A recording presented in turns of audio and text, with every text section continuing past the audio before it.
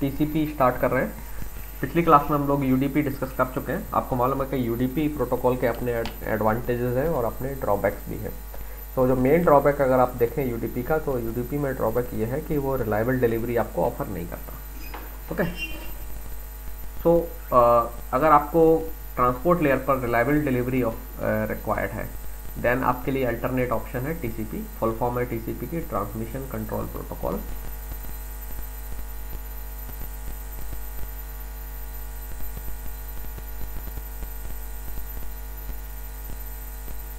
Okay, so सबसे पहले TCP की जो सर्विसेज हैं पहले उनके बारे में एक एक करके ब्रीफ में बात कर लेते हैं, या let me list the services. तो सबसे पहली सर्विस जो है ना इम्पोर्टेंटली टीसीपी की है, वो है reliable delivery. We will talk about after few minutes about the reliable delivery. reliable data delivery, we will say data delivery. This is the first important service. Then next important service that is offered by TCP is flow control,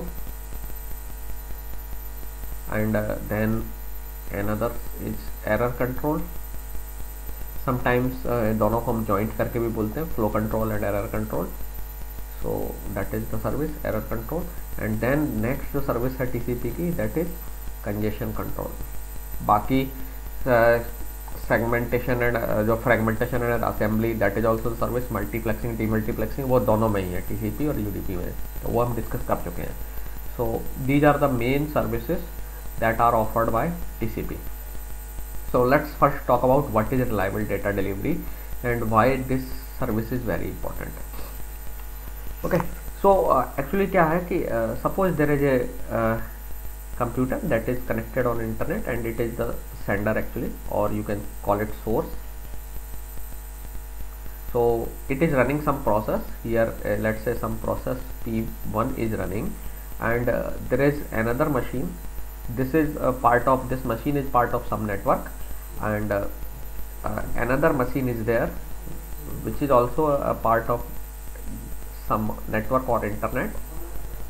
Let's say this machine is having corresponding client process P1 dash, sorry corresponding process, अगर ये client है तो ये server होगा, अगर ये server है तो क्लाइंट होगा, एंड सो ऑन, है ना। सो दो प्रोसेसेस हैं, they are communicating with each other, okay, और they want to communicate with each other. And now you can think of there is a communication link between both of them, okay, so this is the communication link, और you can say that communication channel. link कहना से better है, it should be called communication channel. so communication channel में आपके intermediate nodes भी होंगे, so multiple nodes होंगे, in between multiple routers होंगे, different kind of links भी होंगे इस channel में, but we are not talking about link at the moment. so now this communication channel is a public channel, we can say. so you can read it as public communication channel.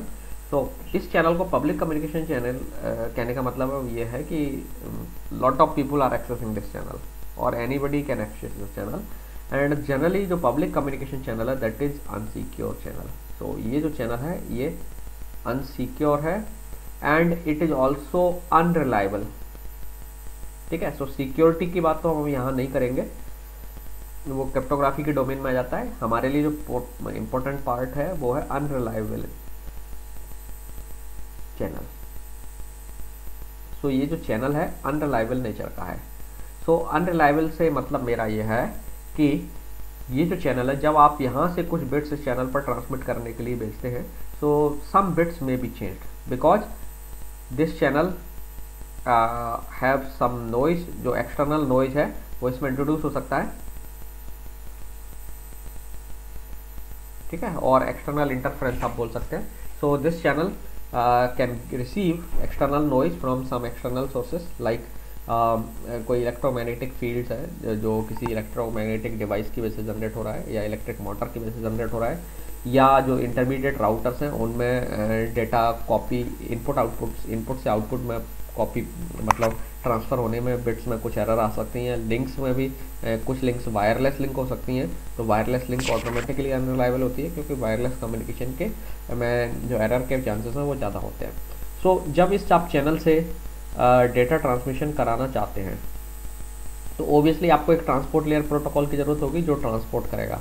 So link के एक and से दूसरे and तक यहाँ से लेकर के यहाँ तक डेटा पहुँचाने का काम, P1 से P1 डैश तक जो डेटा पहुँचाने का काम है ये एक ट्रांसपोर्ट लेयर प्रोटोकॉल कर रहा है, ठीक है। और you need a transport layer protocol, ठीक है ना। जब ट्रांसपोर्ट लेयर प्रोटोकॉल की बात आती है तो चूंकि ये जो ट्रांसपोर्ट लेयर प्रोटोकॉल है डेटा को ट्रांसपोर्ट करने के लिए इस लिंक का इस्तेमाल करेगा, okay.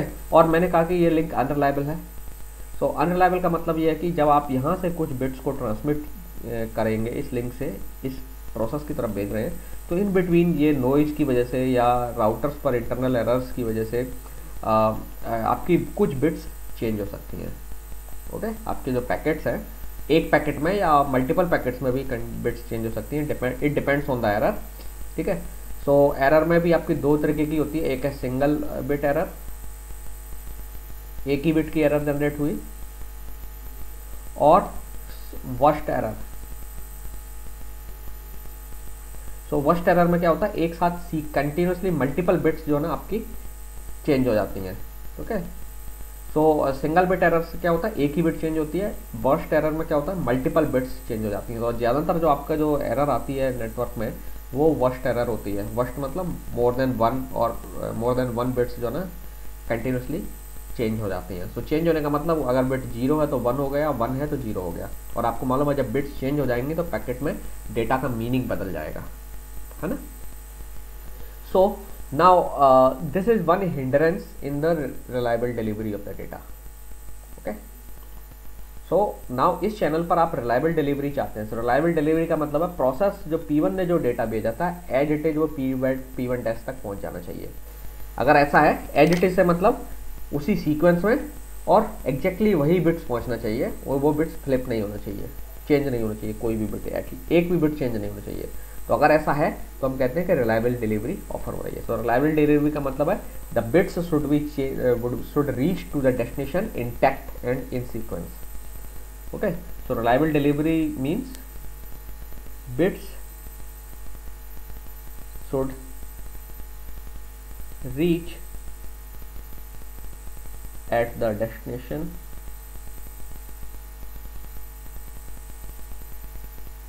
process without error, any error, या आप इंटैक्ट भी बोल सकते हैं, and in sequence. So in sequence का मतलब जिस ऑर्डर में बिट्स थी उसी ऑर्डर में। सो बिट्स पर अप्लाई जब हम कर रहे हैं सीक्वेंस को, ओबियसली तो पैकेट्स पर भी अप्लाई हो जाएगा। सो आपके जो पैकेट्स हैं उसी सीक्वेंस में पहुंचना चाहिए और किसी भी पैकेट में एरर नहीं होना चाहिए। तो अगर ऐसा कोई चैनल है आपका जिसमें आप डेटा ट्रांसपोर्ट कर रहे हैं तो बिट्स में कोई भी चेंज नहीं आता है और वो ऑर्डर भी वही रहता है, तो हम कहेंगे कि ये चैनल रिलायबल चैनल है, okay. So now we want to have a reliable channel. हम इस जगह पर ये जो कम्युनिकेशन चैनल है we want to have this channel as a reliable channel, but हम इस पूरे चैनल को रिलायबल चैनल से रिप्लेस नहीं कर सकते because ideally there is no reliable channel. Practically कोई भी रिलायबल चैनल नहीं है नेचुरल वे में। अगर देखें तो नेचुरली आप किसी चैनल को देखते हैं तो एवरी चैनल इज अनरिलायबल। हाँ, अनरिलायबिलिटी की डिग्री अलग अलग हो सकती है, जैसे वायरलेस चैनल ज़्यादा अनरिलायबल होते हैं in comparison to wired channel, ठीक है। वायर्ड में भी ऑप्टिकल जो फाइबर है वो सबसे ज़्यादा रिलायबल होता है क्योंकि उसमें एरर के चांसेस कम होते हैं, ओके। और वहाँ पर सिग्नल जो है ना आपके लेजर के फॉर्म में जा रहा होता है, तो लेजर लाइट पर जो है ना एक्सटर्नल इंटरफ्रेंस जो है उसका बहुत ही कम इम्पैक्ट पड़ता है, क्योंकि वो इम्पैक्ट ही नहीं पड़ता है एक्चुअली, क्योंकि जो इलेक्ट्रिकल सिग्नल है वो ऑप्टिकल सिग्नल को अफेक्ट नहीं करता है, ओके। सो चैनल्स की रिलायबिलिटी बदल सकती है लेकिन इन रियलिटी कोई भी चैनल जो है ना रिलायबल नहीं है। सो दैट मीन्स हमें इसी चैनल को रिलायबल चैनल में कन्वर्ट करना पड़ेगा। सो कन्वर्ट करने के लिए क्या है, we have to add certain mechanism and algorithms so that this channel जो कि इनहेरेंटली अनरिलायबल है विल बिकम रिलायबल। तो ये काम अब आपके प्रोटोकॉल का है। सो यूडीपी तो इस चैनल को रिलायबल नहीं बनाता है, जैसा चैनल है उसी तरीके से उसको इस्तेमाल करता है। ओके, बट टीसीपी फिजिकली ध्यान रखना, इस चैनल को वो रिलायबल नहीं बनाता है, कुछ भी चेंज नहीं करता है चैनल में, बट लॉजिकली वो रिलायबिलिटी अचीव करता है। So we will see that कि how the reliability is achieved. Okay, so reliability achieve करने के लिए एक्चुअली ये जो दोनों पार्ट्स हैं they are very important, flow control and error control, क्योंकि आपको मालूम है कि जब आप फ्लो कंट्रोल नहीं करेंगे दोनों प्रोसेस के बीच में तो आपका डेटा लॉस होता है। ओके, सो रिलायबिलिटी के लिए एक्चुअली करना क्या है, आपको चैनल को रिलायबल बनाने के लिए whenever you want to make a channel reliable you need to stop the data loss. और डेटा लॉस का मतलब क्या है कि अगर आपके मान लीजिए एक पैकेट में कोई भी बिट चेंज हो जाती है तो जनरली रिसीवर पर आपको उस पैकेट को ड्रॉप करना पड़ता है, डिस्कार्ड करना पड़ता है। क्यों करना पड़ेगा? क्योंकि अगर एक भी बिट चेंज हो जाती है पैकेट में तो प्रॉब्लम क्या आएगी कि उस पैकेट में एक बिट चेंज होने से डेटा का जो मीनिंग है वो बदल सकता है ना? जैसे आप एक ईमेल भेज रहे हैं, ईमेल में आपका जो बाइनरी पोर्शन में उसमें कोई एक बिट मैनिपुलेट हो गई तो आपका डेटा पूरी तरह से चेंज हो सकता है या उसका मीनिंग बदल सकता है। सो दैट मीन्स अब नाउ वो डेटा यूजफुल नहीं है, so we need to discard that data. So जो आपका पैकेट में अगर कोई बिट चेंज हो जाती है तो डेस्टिनेशन क्या करती है, डेस्टिनेशन को उस पैकेट को डिस्कार्ड कर देना चाहिए क्योंकि वो पैकेट आपका यूजलेस हो चुका है। Okay, that packet need to be discarded. और जब वो पैकेट डिस्कार्ड हो जाता है तो हम कहते हैं कि data loss have awkward. Okay, क्योंकि अब वो डेटा काम का नहीं रहा और इसलिए उसे ड्रॉप कर दिया गया है। सो डेटा लॉस का कारण हो सकता है पैकेट्स में एरर। दूसरा हो सकता है आपने फ्लो कंट्रोल अगर नहीं किया है तो क्या होगा, पैकेट्स जो ना यहाँ बफर में स्टोर करता है रिसीवर, लेकिन रिसीवर के पास अब इतनी कैपेसिटी ही नहीं बची है क्योंकि कंजम्पशन स्पीड इसकी कम है प्रोसेस की, तो बफर भरता चला गया क्योंकि आप ज़्यादा स्पीड से ट्रांसमिट कर रहे हैं, तो इसकी वजह से बफर से पैकेट ड्रॉप होना शुरू हो जाएंगे because there is no space into buffer. तो जब बफर में स्पेस नहीं रहेगा तो पैकेट नेचुरली ड्रॉप हो जाएंगे। सो इन दो तरीके से डेटा लॉस ऑकर होता है। तो रिलायबल डिलीवरी का काम है इस डेटा लॉस को हैंडल करना या इस डेटा लॉस से रिकवरी करना। ठीक है, आप डेटा लॉस नहीं रोक सकते, ध्यान रखना, क्योंकि चैनल्स पर आपका कंट्रोल नहीं है, बट आप उस डेटा लॉस को लॉजिकली उससे रिकवर कर सकते हैं। ओके, सो लेट्स सी कि कैसे लॉजिकली रिकवर की जाती है। सो उसके लिए सबसे पहला काम, there are certain concept that have been added to recover this loss. So सबसे पहले जो है हम एरर कंट्रोल पर आ जाते हैं। टीसीपी जो है ना सबसे पहला काम क्या करता है, एरर कंट्रोल करता है।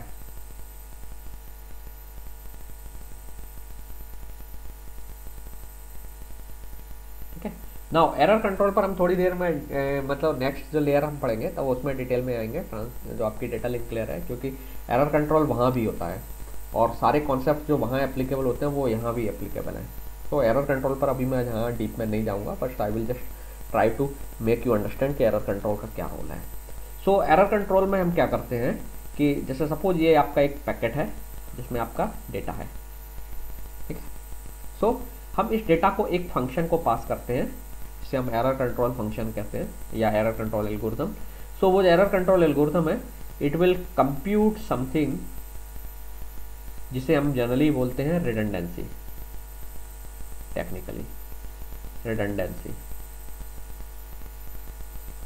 सो ये रिडंडेंसी में लेट्स से सम बिट्स होंगे, इसे हम आर से रेफर करते हैं and it have a some number of bits.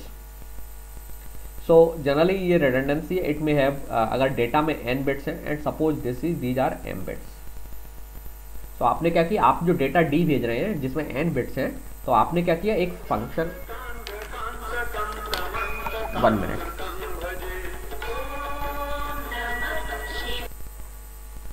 Okay. So what we do कि जो डेटा है हमारा हम उसे एक एरर कंट्रोल फंक्शन को पास करते हैं। So let's say that f is the function. So हमने इसको d पास किया और ये फंक्शन d क्या करता है, r बिट्स जनरेट करता है। नाउ ये जो r बिट्स हैं, these bits are dependent on d। ठीक है, सो ये काम सेंडर साइड होता है। तो सेंडर एक्चुअली कर क्या रहा है, ये जो है ना d बिट्स का फंक्शन आपने कॉल किया। सो r बिट्स, ये जो r बिट्स हैं इनकी मदद से रिसीवर पता लगा पाएगा कि पैकेट में कोई एरर तो नहीं है। ओके, सो नाउ जो सेंडर, नॉर्मली अगर आप एरर कंट्रोल नहीं करते तो आप अकेली जो डी बिट्स है इन्हें भेज देते, लेकिन नाउ डेज जब हम एरर कंट्रोल कर रहे हैं तो हम एक एरर कंट्रोल एल्गोरिथम या फंक्शन इस्तेमाल कर रहे हैं, जैसे चेकसम है आपके, इसका एग्जांपल है checksum algorithm. So F is a checksum, है ना, या एक सीआरसी एल्गोरिथम हो सकती है जो हम डेटा लिंक लेयर जब पढ़ेंगे तब डिस्कस करेंगे CRC. So any algorithm will be this F1 will be some error control algorithm and it can be represented as function. So F हम डी पर कैलकुलेट करते हैं एंड वी रिसीव आर। सो ये काम सेंडर साइड होता है and sender अब क्या करेगा, आपके डेटा पर, डेटा में डी प्लस आर दोनों भेजेगा, डेटा अकेला नहीं भेज रहे हैं, डी प्लस आर भेज रहे हैं and this will be transmitted to the receiver. And receiver side क्या होगा, receiver will also using the same function. Receiver को पता होगा कि ये हम सेम ऐप इस्तेमाल कर रहे हैं, तो what receiver will do, it will take this D again, ठीक है, same function and D, and ये भी आर कंप्यूट करेगा और एक आर आपने भेजा हुआ है और ये दोनों आर को मैच करा लेगा। सो अगर सब कुछ एज इट इज होगा, डी में कोई चेंज नहीं हुआ है, आर में कोई चेंज नहीं हुआ है, तो दोनों एग्जैक्टली सेम होंगे। सो यहाँ पर मैं इसे आर डैश रिप्रेजेंट कर रहा हूँ, आपको डेटा डी डैश मिला है, तो let's say D dash equal to R dash आया, तो अगर डी और डी सेम है दोनों साइड तो R dash equal to R होगा, ठीक है। अगर if D dash equal to D, मैं मान के चल रहा हूँ कि D dash is the bits that is received by receiver. आपने डी बिट्स भेजी, जो बिट्स भेजी है वो डी से रिप्रेजेंट हो रही है एंड डी डैश जो है रिसीवर साइड रिसीव हुई है। अब रिसीवर भी क्या कर रहा है, सेम फंक्शन एफ जो है कंप्यूट कर रहा है और उसे अब आर डैश मिला। नाउ अब आप देखेंगे क्योंकि फंक्शन क्या होता है, डिटर्मिनिस्टिक होता है, सेम इनपुट के लिए सेम आउटपुट आता है। तो अगर आप इसे d dash equal to d पास कर रहे हैं, दैट मीन्स अगर इसे डी मिलेगा तो आउटपुट में भी आर मिलेगा। तो अगर ये आप इन दोनों को मैच करा लीजिए कि r dash equal to r आ रहा है या नहीं आ रहा है। अगर r dash equal to r आ रहा है इसका मतलब d equal to d dash है, दैट मीन्स जो सेंडर ने भेजा था वही है, कुछ गड़बड़ नहीं हुई है। सो आप इस डी डेटा को एक्सेप्ट कर सकते हैं। अगर ये मैच नहीं करते हैं दोनों, R dash equal to R नहीं है, तो आप डिस्कार्ड कर देंगे पैकेट को। So this process is known as error detection, ठीक है। दिस प्रोसेस और this mechanism is known as error detection. So error detection हम किससे कर रहे हैं, एक एल्गोरिथम की मदद से, जिसमें हम एल्गोरिथम क्या कर रही है, आपके डेटा के साथ कुछ एडिशनल बिट्स भेज रही है और ये एडिशनल बिट्स को हम रिडंडेंसी बोलते हैं and this data is actually the function of these redundancy bits are the function of D, your data, okay. So आप कह सकते हैं कि these redundancy bits actually are carrying the information about the data. So ये data के बारे में describe करती हैं, कुछ डेटा की कुछ प्रॉपर्टीज को इनकॉर्पोरेट करती हैं। सो जैसे एक एग्जांपल है, आपने पैरिटी बिट अगर पढ़ी होगी, parity bit is an example. हालांकि हम रिडंडेंसी में पैरिटी का इस्तेमाल ज़्यादा नहीं करते हैं, but sometimes at some places parity bits इस्तेमाल होती हैं। बहुत स्ट्रॉन्ग एल्गोरिथम नहीं है एरर डिटेक्शन के लिए, but you can use them, okay. So this is called error detection.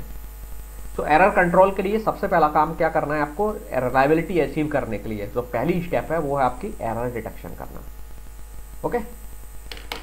Now अब एरर डिटेक्शन के बाद रिसीवर पर आपने, अब मान लीजिए दोनों साइड आपने क्या कर दिया, sender side involvement, sender side configuration कर दे कि जब भी आप डेटा भेजेंगे तो ये फिक्स फंक्शन है, इससे आप आर कंप्यूट करके डेटा के साथ भेज देंगे। रिसीवर इस तरीके से वेरीफाई कर लेगा और अगर नहीं मैच करता है तो रिसीवर जो है ना मतलब आर डिफरेंट आता है, दोनों आर नहीं मिलते हैं, तो दैट मीन्स डेटा में एरर आ गई है, रिसीवर ये मान लेता है और अब डेटा डिस्कार्ड हो गया। तो ये तो अभी एक पार्ट हुआ, ठीक है, कि आपने डेटा में ये पता कर लिया कि एरर है या नहीं है, ओके। लेकिन अभी रिलायबिलिटी तो नहीं आई। रिलायबिलिटी कब आएगी, जब आप समहाउ दोबारा से इसी पैकेट को रिसीवर तक प्रॉपरली पहुंचा दें, क्योंकि रिलायबिलिटी का मतलब यही है कि आपने जो भेजा है वो एज इट इज रिसीवर को मिल जाना चाहिए, ओके। सो नाउ अब एक ऑप्शन तो ये है कि आप जो है ना जो एल्गोरिथम इस तरीके के इस्तेमाल करिए, ये ऐप कि ये एरर डिटेक्शन भी करे और फिर करेक्शन साइड, रिसीविंग साइड पर करेक्शन में भी हेल्प करे। तो आप रिडंडेंसी बिट्स भेजिए जो ये पता लगाने में तो साथ साथ हेल्प करें कि डेटा में चेंज हुआ है या नहीं हुआ है, और अगर डेटा में कोई एरर इंट्रोड्यूस हो गई है तो ये जो बिट्स हैं आर बिट्स ही हमें पॉइंट आउट कर दें कि किन किन बिट्स में चेंज हुआ है। तो आप जिन जिन बिट्स आपको करेक्टली पता चला गया कि ये बिट्स बदली हैं पैकेट की, तो आप उन्हें करेक्ट कर लेंगे। तो that is called error detection and correction. तो अगर आप एक फंक्शन ऐसा इस्तेमाल कर रहे हैं जिसमें जो आर जो जनरेट हो रहा है आउटपुट में, ये आर डिटेक्शन के साथ साथ ये पोजीशंस भी बताता है कि कौन कौन सी पोजीशंस पर बिट में एरर हुई है, तो रिसीवर क्या करेगा, फिर डिटेक्ट करके वहीं करेक्शन कर लेगा। सो एरर कंट्रोल करने के लिए आपके पास दो मैकेनिज्म है एक्चुअली। तो पहला मैकेनिज्म है कि एरर डिटेक्शन करिए and then error detection priority step है, सबसे पहले फर्स्ट स्टेप है रिसीविंग साइड पर, एंड देन करेक्शन आप कर लीजिए। ओके, सो एरर डिटेक्ट कर लीजिए एंड देन करेक्ट कर लीजिए। सो this is called error detection and correction, और इसे हम बोलते हैं forward error correction mechanism. Forward error correction method या मैकेनिज्म, इसे शॉर्ट में हम FEC भी बोलते हैं। ठीक है, FEC फॉरवर्ड एरर करेक्शन भी बोलते हैं इसको, या फॉरवर्ड एरर करेक्शन मेथड होता है एरर डिटेक्ट करिए एंड रिसीविंग साइड पर ही करेक्ट कर लीजिए। तो ये दोनों काम रिसीवर साइड होते हैं। ओके, लेकिन ये जो मेथड हम इसमें इंटरनेट में ये मेथड प्रेफर नहीं करते हैं। क्यों? क्योंकि ये जो एल्गोरिथम होती है एरर डिटेक्शन एंड करेक्शन के लिए, उसमें R का साइज जो ना कई बार N से काफ़ी ज़्यादा हो जाता है। हम ये हमारा जो प्रेफरेंस है, हम चाहते हैं कि M is very very less than N। लेकिन जब हम एरर डिटेक्शन एंड करेक्शन के लिए एल्गोरिथम जो इस्तेमाल करते हैं, उनके केस में ये होता है कि समटाइम्स M जो है ना N से भी बड़ा होता है, सफिशिएंटली लार्ज होता है और काफ़ी लार्ज होता है। तो हम एरर डिटेक्शन एंड करेक्शन नहीं करते हैं। जब कुछ बिट्स की 2-4 बिट्स की या 6 बिट की 8 बिट की स्मॉल नंबर ऑफ बिट्स की करेक्शन के मेथड हम इस्तेमाल करते हैं, क्योंकि उसमें ओवरहेड ज़्यादा होता है। ओके, सो इसकी जगह पर एक और अल्टरनेट मेथड है, वो क्या है कि आप बैकवर्ड एरर करेक्शन करिए।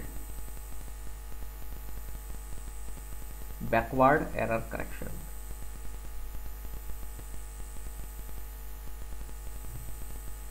नाउ बैकवर्ड एरर करेक्शन का मतलब क्या है कि आप मेथड यही इस्तेमाल करेंगे, डिटेक्शन आपने कर लिया एरर का और आपको पता चल गया कि इस पैकेट में एरर है।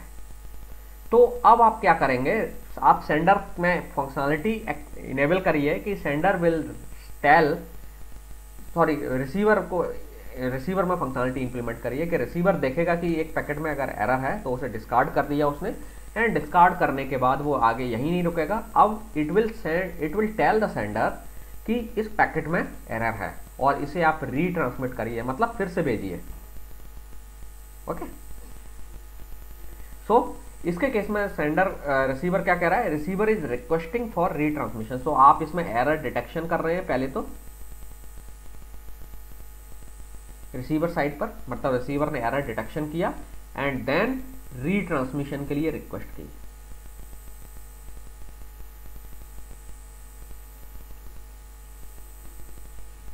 सो बैकवर्ड एरर करेक्शन मेथड का मतलब है कि आप बैकवर्ड टर्म इस्तेमाल इसलिए हो रही है कि आप वापस रिसीविंग सेंडर साइड बैक में रिक्वेस्ट भेज करके आप रीट्रांसमिशन करवा रहे हैं।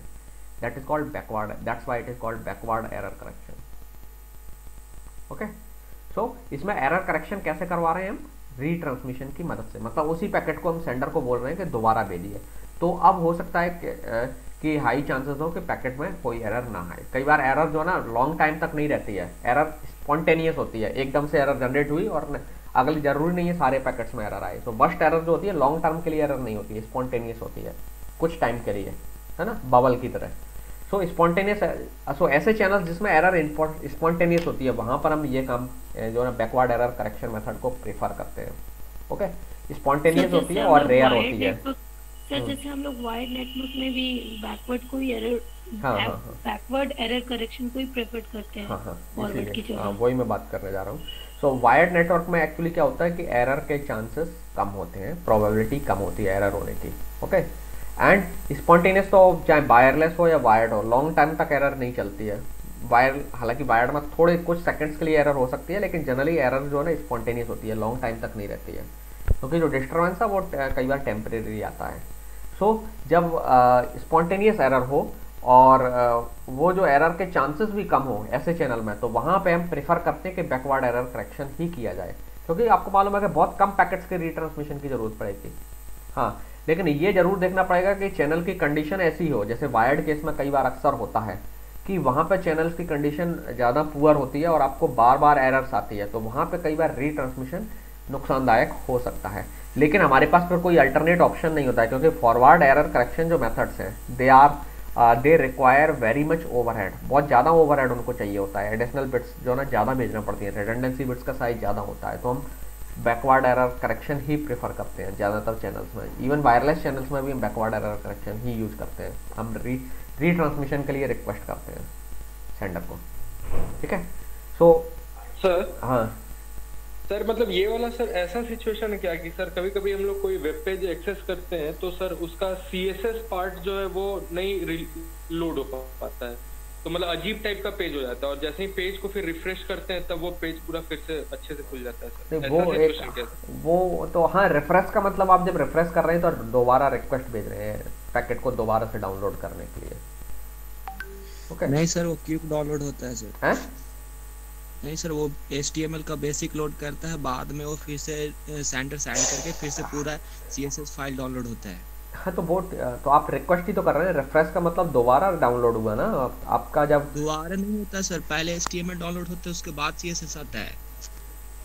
अच्छा तो हाँ, तो HTML हाँ तो आपका HTML आ गया ना, पहले भी आ चुका है ना आपका HTML, CSS नहीं आया होगा, तो वो CSS दोबारा आएगा। बस ये है कि वो इंक्रीमेंटली सेंड कर रहा है। तो देखिए रीट्रांसमिशन जब होता है तो पूरा नहीं रीट्रांसमिशन होता है, रिसीवर बताता है क्या क्या नहीं रिसीव हुआ मुझे, फिर वही डाउनलोड किया था। हालांकि वो इसका कॉन्सेप्ट अलग है, हम नेटवर्किंग कॉन्सेप्ट थोड़ा सा डिफरेंट है। नेटवर्किंग में इरेस्पेक्टिव ऑफ जो वेबसाइट है, डेटा है, फाइल है, उससे मतलब नहीं होता है, पैकेट मतलब पैकेट है।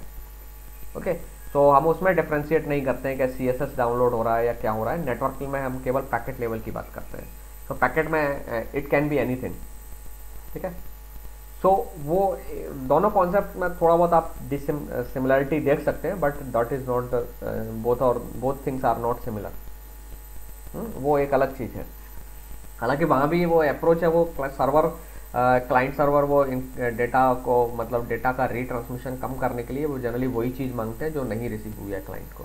तो क्लाइंट एक्चुअली या जो आपका रिसीवर है ना, वो बता रहा है कि what I have not received, what I have received, तो वो एक्नॉलेजमेंट मैकेनिज्म जाता है। रीट्रांसमिट थोड़ी ना होता है सर, वो रीट्रांसमिट नहीं ना हुआ सर वो, फिर वैसे नहीं तो फिर आपका पेज पूरा क्यों नहीं आया?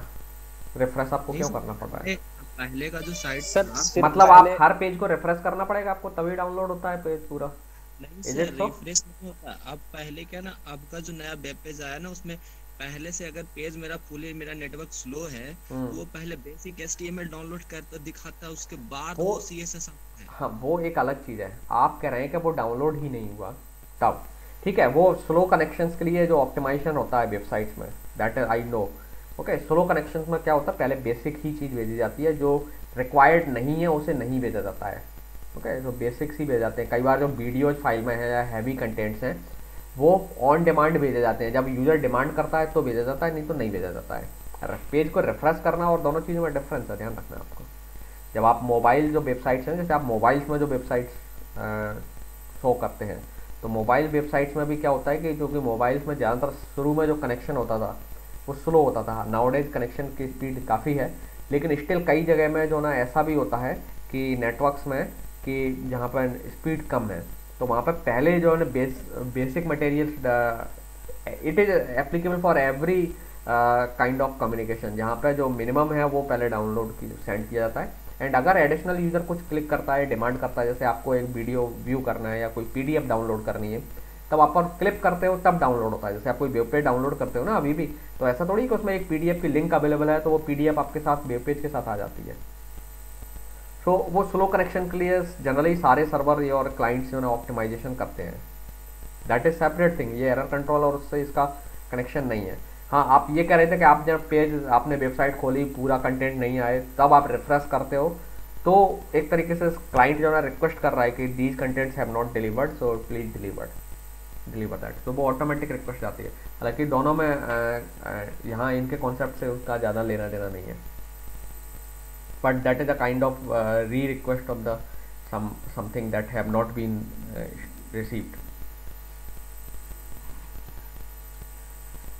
चलिए ठीक है, सो वो आप किसी कभी और उसमें PHP वाला और इन सब में आप बाद में वेबसाइट डिजाइनिंग और उसमें डिस्कस कर सकते हो कोर्स में, बोथ आप सेपरेट थिंग, ठीक है।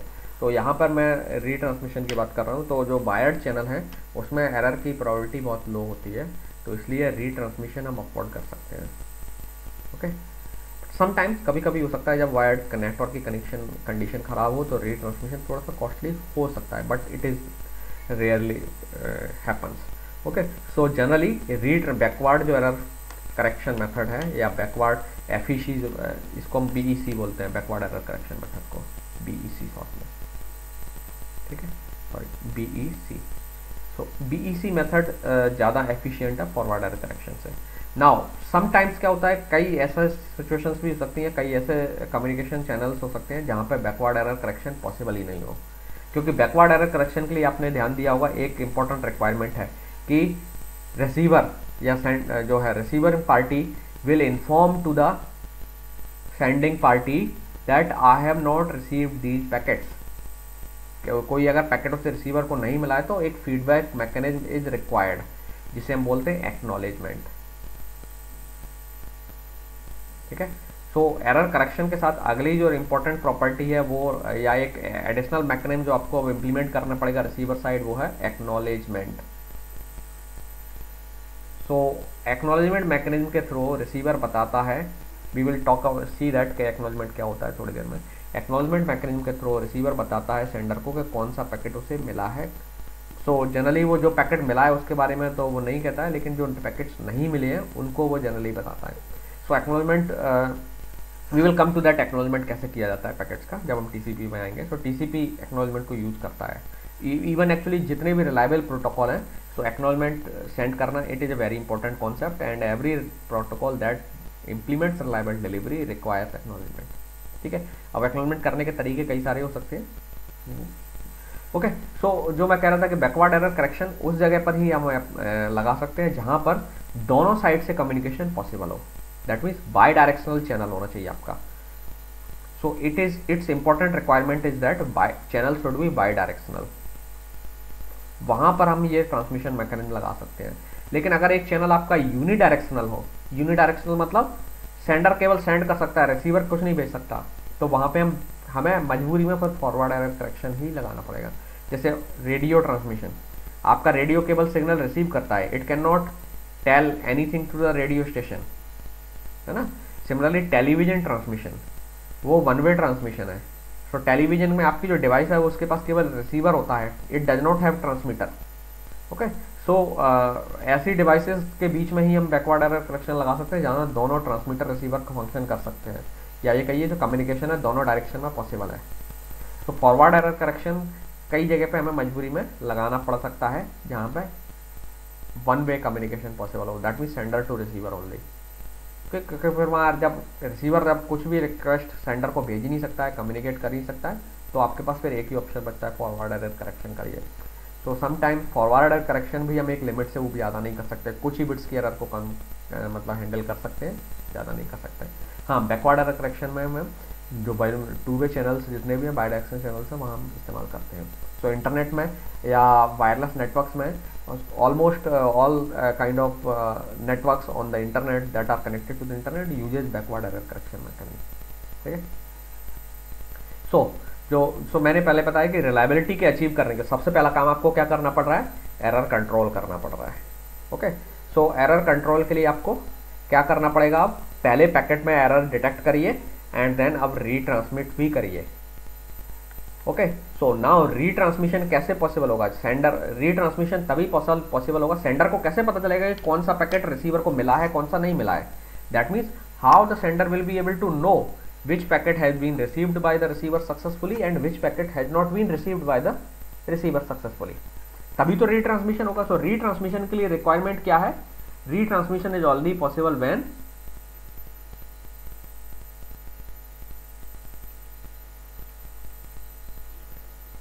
क्या क्या रिक्वायर करता है retransmission, feedback from the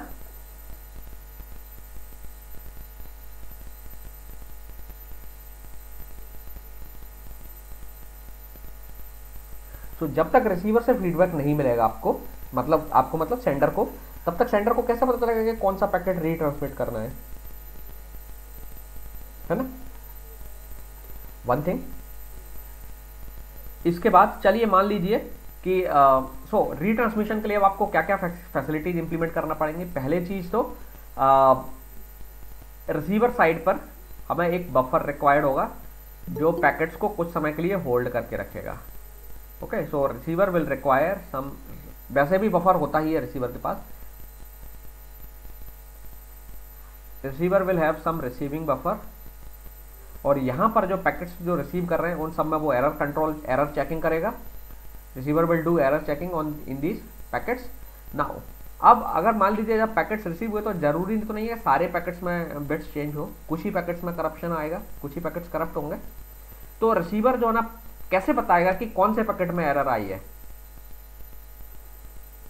so obviously each packet should have some identification. जैसे आपका नाम होता है, आपका नाम होता है तो आपके नाम के बेस पर आपकी आइडेंटिफिकेशन हो सकती है कि एक पर्टिकुलर स्टूडेंट के इतने मार्क्स आए हैं या इस स्टूडेंट को ये चाहिए, समथिंग ऑल दैट, है ना। So each packet should have some identity और each packet should be given some identity, और ये आइडेंटिटी देने का काम ट्रांसमीटर और रिसीवर के बीच में एक एग्रीमेंट के बेस पर होना चाहिए। So some sequence numbers should be required. So sequence numbers need to be given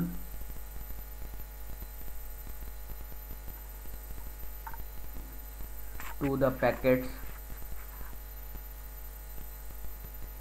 ठीक है, अब ये तो नहीं कि सीक्वेंस नंबर चलिए ट्रांसमीटर ने अपने हिसाब से दे दिया, रिसीवर उनको समझ ही नहीं रहा है।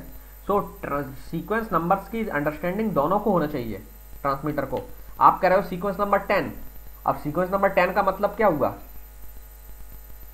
कई बार आप सीक्वेंस नंबरिंग आपने 0 से शुरू कर दी तो सीक्वेंस नंबर 10 का मतलब 11 हो सकता है, क्योंकि 0 से 10 11 नंबर वाला पैकेट, या 1 से है तब 10th वाला पैकेट। तो ये थोड़ा सा कंफ्यूजन हो सकता है ना। जैसे आप एरे में देखते हो ना, सी में एरे 0 से शुरू होता है। अगर मैं कहता हूँ 5वें एलिमेंट को डिलीट कर दीजिए, तो आप 5वें एलिमेंट का मतलब क्या समझोगे? तो आप कहोगे सर क्लैरिफाई करिए कि 5वें एलिमेंट से मतलब आपका क्या है। तो 5वें एलिमेंट का मतलब सीक्वेंस नंबर 5, इंडेक्स नंबर 5 वाला या 5वां नंबर वाला। सो 5वें एलिमेंट का मतलब इंडेक्स नंबर 4 भी हो सकता है, या शुरुआत से 5वीं लोकेशन इंडेक्स नंबर 4, या इंडेक्स नंबर में 5 ही सीधे सीधे बोल रहा हूँ, मतलब 6वें एलिमेंट की बात कर रहा हूँ। तो ये कन्फ्यूजन इस तरीके से अराइज हो सकते हैं। तो दोनों नोड्स जो ना, सेंडर एंड रिसीवर, एक सीक्वेंस नंबरिंग के बीच में दोनों पे एक सीक्वेंस नंबरिंग सेटलमेंट होना चाहिए। Both should use A sequence numbering mechanism जो दोनों को एक्सेप्टेबल हो या दोनों उसको समझते हो। ओके, दोनों उसको लेकर के सिंक्रोनाइज्ड हो। सो अब आपको क्या जरूरत होगी? हर पैकेट में एक सीक्वेंस नंबर होना चाहिए और दोनों उस सीक्वेंस नंबरिंग को अंडरस्टैंड करते हैं। सो ये काम सेंडर और रिसीवर के बीच में ट्रांसमिशन शुरू होने से पहले ही हो जाना चाहिए।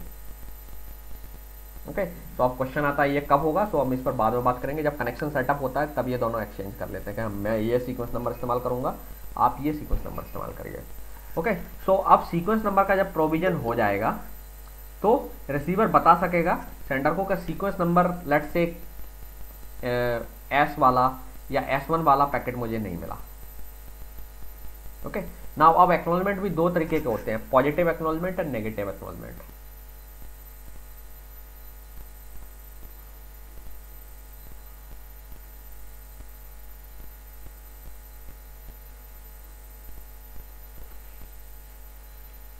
एक नेगेटिव एक्नॉलेजमेंट,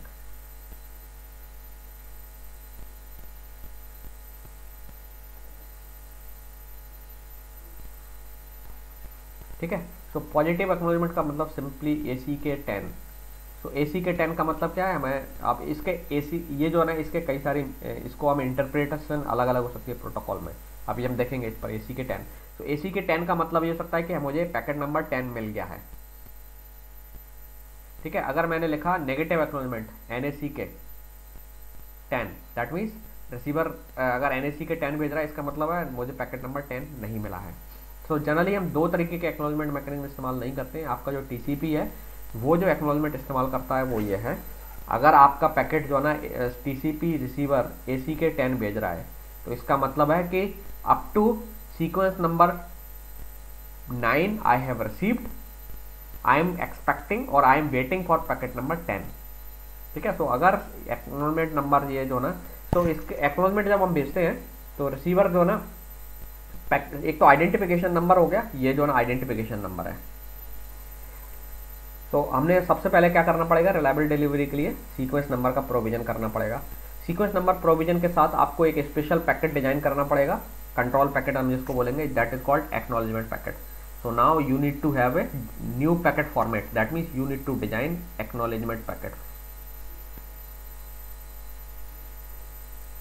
और एक्चुअली पूरा का पूरा एक्नॉलेजमेंट मैकेनिज्म आपको डेवलप करना पड़ेगा, अकेले पैकेट की बात नहीं है, एक्नॉलेजमेंट मैकेनिज्म डेवलप करना पड़ेगा जिसमें आप बताएंगे कि हम एक्नॉलेजमेंट कैसे कर रहे हैं और किसी एक्नॉलेजमेंट का क्या मीनिंग है।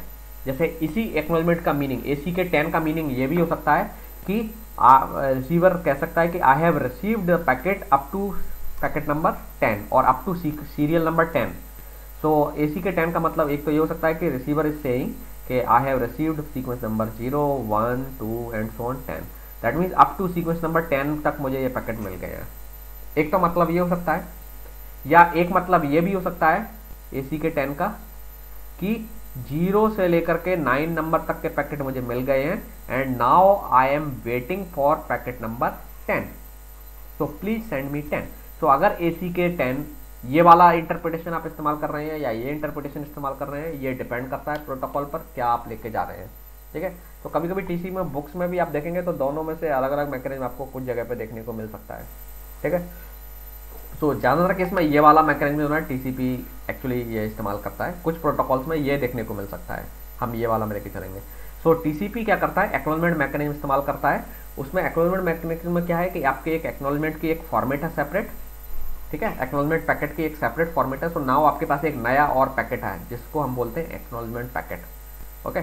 सो एक्नॉलेजमेंट पैकेट एक कंट्रोल पैकेट माना जाता है। कंट्रोल पैकेट मतलब it does not carry any data, okay, this packet does not carry any data, it just carries the confirmation of the receiving of the data, receiving or non receiving, okay। so now ACK10 का मतलब यहाँ पर होगा कि sender receiver is saying to the sender कि मुझे ACK जो है ना मतलब पैकेट नंबर 0 से लेकर के 9 तक के पैकेट्स मुझे मिल गए हैं। आई have not received packet number 10, that means I am waiting for packet number 10। तो आई ये नहीं करें कि मुझे रिसीव नहीं हुआ है, actually I am waiting for packet number 10, okay. So sender ने अगर पैकेट नंबर 10 भेजा हुआ है तो ओबियसली वो रिसीवर को मिल जाएगा एंड देन रिसीवर उसे आगे एक्नॉलेज कर सकता है। So that means there are lot of things may be there, इस पर हम बाद में बात करेंगे एक्नॉलेजमेंट पर डिटेल में, बट जब प्रोटोकॉल डिस्कस करेंगे तब हम बात करेंगे कि कैसे होगा। सो नाउ दूसरी चीज़ आपको समझ में आ गई, क्या चाहिए, सीक्वेंस नंबर के अलावा आपको एक एक्नॉलेजमेंट पैकेट चाहिए और एक्नॉलेजमेंट पैकेट के साथ साथ एक्नॉलेजमेंट करने के लिए एक पूरा मैकेनिज्म रिक्वायर्ड है कि आपको एक्नॉलेज पैकेट को कैसे करना है, उसकी इंटरप्रिटेशन कैसे होगी, सेंडर और रिसीवर एक दूसरे के एक्नॉलेजमेंट को कैसे अंडरस्टैंड करेंगे, ओके। एक्नॉलेजमेंट मैकेनिज्म हो गया। नाउ इसके बाद इसमें एक्नॉलेजमेंट जो मैकेनिज्म है काफ़ी कॉम्प्लेक्स होता है। इसमें एक चीज़ और है कि अब ये भी होता है कि एक्नॉलेजमेंट कैसे किया जाए, क्या हम हर पैकेट को सेपरेटली एक्नॉलेज करें, है ना, जो पैकेट मिला है उसको भी एक्नॉलेज करें और जो नहीं मिला है उसे भी एक्नॉलेज करें, something like that. So acknowledgement mechanism require lot of things.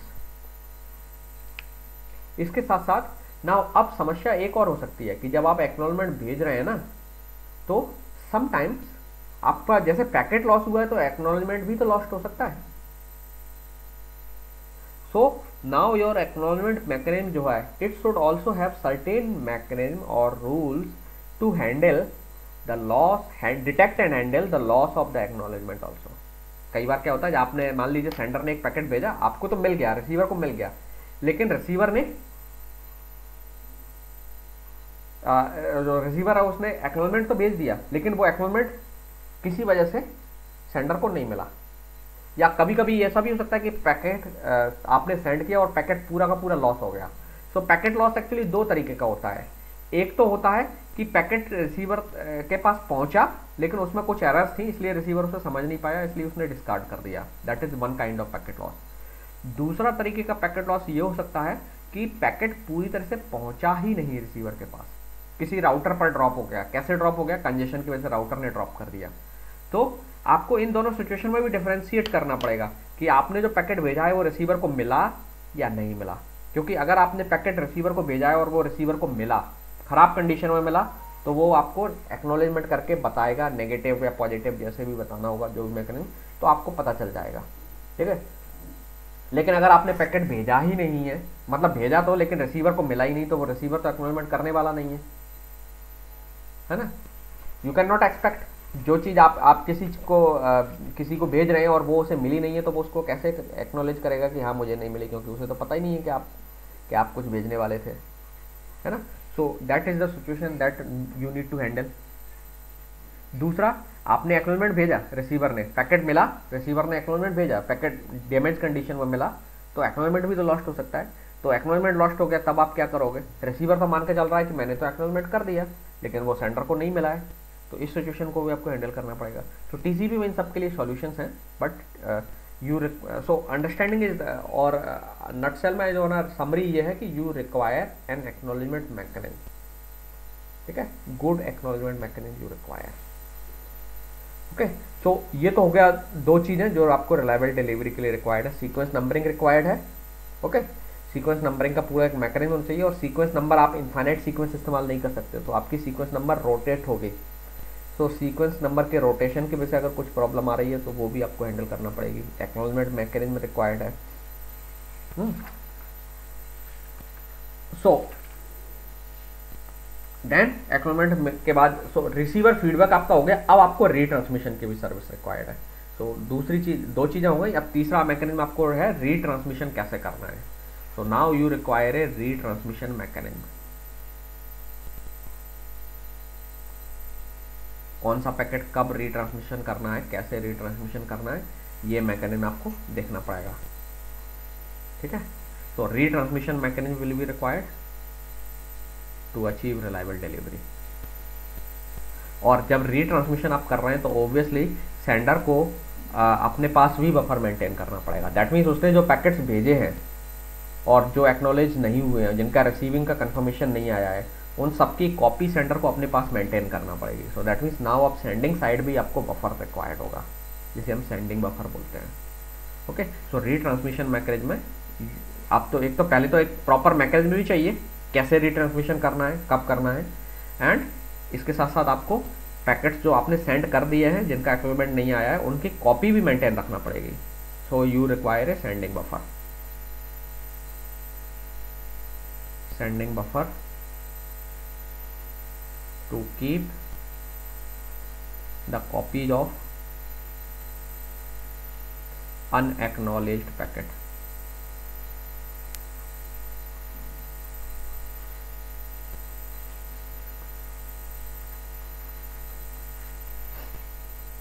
ठीक है, सो these are the things that you require to achieve a reliable delivery। तो आप देख रहे हैं कि हमें कितनी सारी चीज़ें reliable delivery अचीव करने के लिए ज़रूरी है। इसके साथ अब एक चीज़ और है जो हमने अभी डिस्कस नहीं की थी, वो है अब आपको फ्लो कंट्रोल भी करना पड़ेगा, क्योंकि रिलायबल डिलीवरी के लिए फ्लो कंट्रोल भी ज़रूरी है, क्योंकि आप फ्लो कंट्रोल नहीं करेंगे तो क्या होगा, पैकेट का लॉस होगा, ओके। सो आप you require a mechanism also to control the flow of the data between sender and receiver, क्योंकि अगर सेंडर रिसीवर की स्पीड से ज़्यादा भेजेगा डेटा तो ऑब्वियसली वो डेटा लॉस होगा, और जब डेटा लॉस होगा तो उस डेटा लॉस को हैंडल करना पड़ेगा। तो वाई आप जानबूझ के क्यों चाहते हैं ऐसा करना कि जिसकी वजह से डेटा लॉस हो। तो पहले काम क्या है कि डेटा लॉस को आपको मिनिमाइज करना है, क्योंकि चैनल पर डेटा लॉस हो रहा है उसे तो आप कंट्रोल नहीं कर सकते, लेकिन आपकी वजह से, दैट मीन सेंडर की वजह से जो डेटा लॉस हो रहा है ओवर स्पीडिंग की वजह से, उसे तो आप रेगुलेट कर सकते हो ना, क्योंकि रीट्रांसमिशन एक हमेशा फायदे वाली अप्रोच है नहीं है। रीट्रांसमिशन तो क्या है, हम रिलायबिलिटी अचीव करने के लिए कर रहे हैं, लेकिन रीट्रांसमिशन एक्चुअली पूरा ओवरहेड वाला ही काम हो गया। एक पैकेट जो चला गया था, ट्रांसमिट कर दिया आपने, उसमें बैंडविड्थ और रिसोर्स आपने इस्तेमाल किए, कंज्यूम किए, फिर आपको रीट्रांसमिशन करना पड़ रहा है, तो रिसीवर को भी एक्नॉलेजमेंट भेजना पड़ रहा है, तो retransmission have its own cost, तो आप उस कॉस्ट को मिनिमाइज करना चाहेंगे, है ना। सो आप जानबूझ करके उस कॉस्ट को बढ़ाना नहीं चाहेंगे, तो अगर आप फ्लो कंट्रोल नहीं करेंगे तो वो एक्चुअली क्या हो रहा है, आपकी गलती से वो कॉस्ट बढ़ रही है, क्योंकि पैकेट्स में आप रिसीवर की स्पीड से ज़्यादा डेटा भेजोगे तो वो ड्रॉप करेगा, पैकेट्स को ड्रॉप करेगा, और ड्रॉप करेगा तो अननेसेसरी फिर आपको फर्दर रीट्रांसमिशन करना पड़ेंगे, और रीट्रांसमिशन करने से भी फायदा नहीं होगा। जब आप रीट्रांसमिशन पैकेट भेज देंगे तो उसके पास स्पेस है ही नहीं, तो फिर से ड्रॉप कर देगा, एंड ये सिलसिला चलता रहेगा। तो आप इसको कब तक चलाएंगे, ये तो this had to be addressed, है ना। सो फ्लो कंट्रोल आपको करना पड़ेगा। So TCP also does the flow control. We will see that कि TCP फ्लो कंट्रोल कैसे करता है। तो TCP एक्चुअली क्या करता है, रिसीवर को TCP have its own flow control mechanism, जिसे हम बोलते हैं sliding window flow control, sliding window protocol जो है। तो ये TCP में एक्चुअली है प्रोटोकॉल, स्लाइडिंग विंडो प्रोटोकॉल। ये दोनों काम करता है, error control and flow control दोनों काम करता है। तो ये सारी चीज़ें TCP में इसी प्रोटोकॉल में कंबाइंड है। And it is one of the most complex algorithm. अगर आप कंप्यूटर साइंस में कहें कि सबसे इंपॉर्टेंट टास्क कौन कौन से हैं, तो कंजेशन कंट्रोल, फ्लो कंट्रोल, जो कंजेशन कंट्रोल या स्लाइडिंग विंडो जो एल्गोरिथम है, that is more complex algorithm. तो इसको डेवलप करने वाले, it is a classical example of के कंप्यूटर नेटवर्क में कितने कॉम्प्लेक्स टास्क आपको करने पड़ते हैं, या how much complexity are there. ठीक है, तो ये चैलेंजिंग प्रॉब्लम है, रिलायबिलिटी अचीव करना it is a very challenging problem. और इस चैलेंजिंग प्रॉब्लम का सॉल्यूशन भी बहुत मतलब you can say that beautiful solution है। Sliding window protocol is a very good fine tuned algorithm. Okay, so ये जो टास्क है you need to do this. So TCP required to do this task, all this task. Okay, so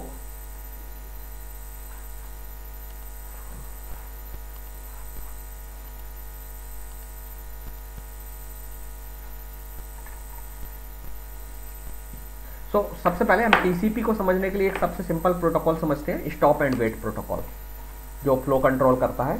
so error control और flow control दोनों काम जो है TCP में कैसे होंगे, उसके लिए हमें स्टॉप एंड वेट प्रोटोकॉल समझेंगे पहले, सबसे पहले, फिर TCP पढ़ाएंगे। Stop and wait protocol.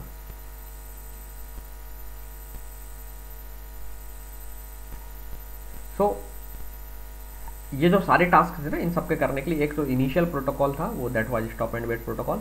So suppose this is the sender, this is the receiver, I am writing S for sender, R for receiver. और ये एक डायग्राम जो होता है, हम इस तरीके से एक डायग्राम ड्रॉ करते हैं, ये कहलाता है टाइमलाइन डायग्राम। टाइम ऐसे ग्रो करेगा नीचे साइड में। Okay, this diagram is called timeline diagram. ठीक है, कंप्यूटर साइंस, कंप्यूटर नेटवर्क में काफ़ी इस्तेमाल होता है ये नेटवर्किंग में, timeline diagram. Okay, so stop and wait protocol में क्या होता है कि एक सेंडर है और रिसीवर है। और स्टॉप एंड वेट प्रोटोकॉल जैसे नाम से ही पता चल रहा है, पहले आप स्टॉप मतलब ट्रांसमिशन को स्टॉप करके वेट करेंगे। So stop and wait protocol में सेंडर को जब एक पैकेट ट्रांसमिट करना होता है, तो sender will send a packet to the receiver. So packet suppose इसमें आपने यहाँ से ट्रांसमिशन शुरू किया, और एक ट्रांसमिशन टाइम के बाद ये एक और फिर प्रोपगेशन टाइम के बाद, at some time, this point of time suppose that, बहुत स्मॉल टाइम के बाद ये पैकेट जो है ना रिसीवर के पास पहुंच गया। ठीक है, so you send a packet, आपने डेटा भेजा यहाँ पर, एंड रिसीवर के पास पहुंच गया। नाउ रिसीवर क्या करेगा, इस डेटा को देखेगा। सो डेटा में आपने मैं अलग से बात नहीं करूंगा, डेटा में एरर कंट्रोल के लिए आपने बिट्स लगा रखी है। रिसीवर उनको वेरीफाई करेगा, और सब कुछ ठीक है तो वो एक्नॉलेजमेंट भेज देगा।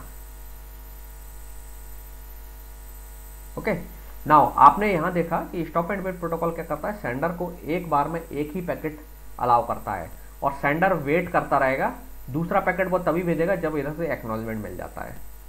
ठीक है, तो इसलिए नाम है इसका स्टॉप एंड वेट। सो आपने पैकेट ट्रांसमिट किया और इतने टाइम तक आप वेट कर रहे हैं, ये आपका वेट टाइम हो गया। और आप अगला पैकेट तभी भेज सकते हैं जब आपको एक्नॉलेजमेंट मिल जाता है, और जैसे ही आपको एक्नॉलेजमेंट मिलेगा, now you can send another packet. ठीक है, आपने अगला पैकेट भेज दिया। अगर ये पैकेट सक्सेसफुली रिसीव हो गया, तो लेट्स से इस पॉइंट ऑफ टाइम पर हो गया, तो यहाँ से यहाँ तक सेंडर वेट कर रहा है।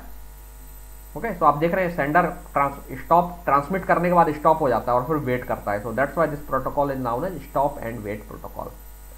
ओके, सो ये डेटा गया एंड देन एक्नॉलेजमेंट आ गया। ओके, सो नाउ अब आप देख रहे हैं इसमें क्या, this is simple protocol that is called stop and wait protocol. Now इस प्रोटोकॉल में एक प्रॉब्लम है, आप देख रहे हैं मैंने डेटा में कोई भी सीरियल नंबर इस्तेमाल नहीं किया है। Okay, so now suppose that कि एक सिनेरियो में एग्जांपल आपको दे रहा हूँ। ये डेटा ट्रांसमिट किया और रिसीवर को सक्सेसफुली मिल गया, और रिसीवर ने एक्नॉलेजमेंट तो भेजा, लेकिन एक्नॉलेजमेंट ड्रॉप हो गया बीच में कहीं भी। और ये रिसीवर को नहीं मिला। ठीक है, तो अब क्या होगा,